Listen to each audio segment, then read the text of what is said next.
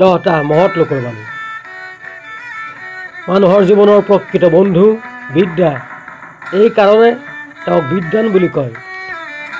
গালিৰ উত্তৰ মৌনতা হ'ব লাগে। গালিৰ উত্তৰ গালিৰে দিয়াজনেই মূৰ্খ। অনুচিত ভোজন আৰু অনুচিত পাচনৰ দ্বাৰা উৎপন্ন বিষ, এই দুয়োটাই জীৱন দীৰ্ঘায়ু হোৱাত ডাঙৰ বাধা। মাটিশীল ধন সম্পত্তি আৰু জনসংখ্যাৰে দেশ নহয়, দেশ হয় বীৰৰ বীৰত্বৰে আৰু শ্বহীদৰ তেজেৰে। জ্ঞান, সংস্কৃতি আৰু চৰিত্ৰৰ মিলনত শিক্ষা হ'ল তীৰ্থস্থান প্ৰয়াগৰ দৰে। কৰ্ম, জ্ঞান আৰু শক্তি তিনিওবিধৰ য'ত সংগত হয়, সেইটোৱে মহান পুৰুষাৰ্থ।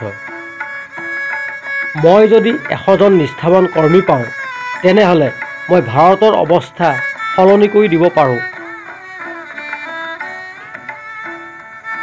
আমি দুখীয়া হ'ব পাৰোঁ, কিন্তু যাতে অসৎ নহওঁ তাৰ প্ৰতি লক্ষ্য ৰাখিব লাগে।